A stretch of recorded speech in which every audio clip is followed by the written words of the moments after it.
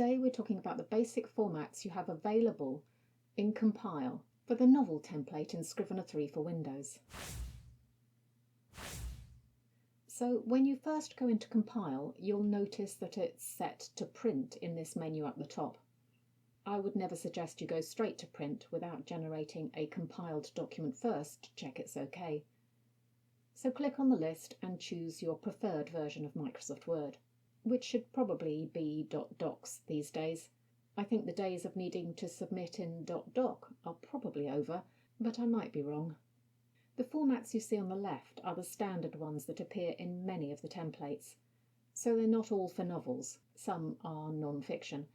You also have a format for exporting to Vellum, if you use that, which is, I think, unlikely seeing as it's a Mac-only format and we're talking Windows. If you click on a format, you'll see a representation of how the text will appear in the central panel, according to the section types you've selected in the editor. This will be different for each format. You'll notice that some as-is formats tell you they are based on the editor, but may have extra information such as it'll be in Times New Roman. Now let's look at ebooks. So choose that from the main menu at the top. Here you have three options: EPUB 2, EPUB 3 and Mobi. Mobi format is not used for uploads these days, and EPUB 3 is the more updated version, although some retailers may still use EPUB 2 and downgrade your ebook. We'll talk about those issues in a future video.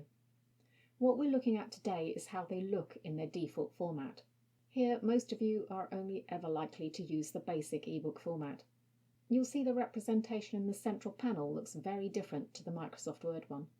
This is to do with how ebooks work and what kinds of formats are allowed. They're far more restrictive than paperbacks. Next time we'll look in detail at how section layouts work for paperbacks in Scrivener 3 for Windows.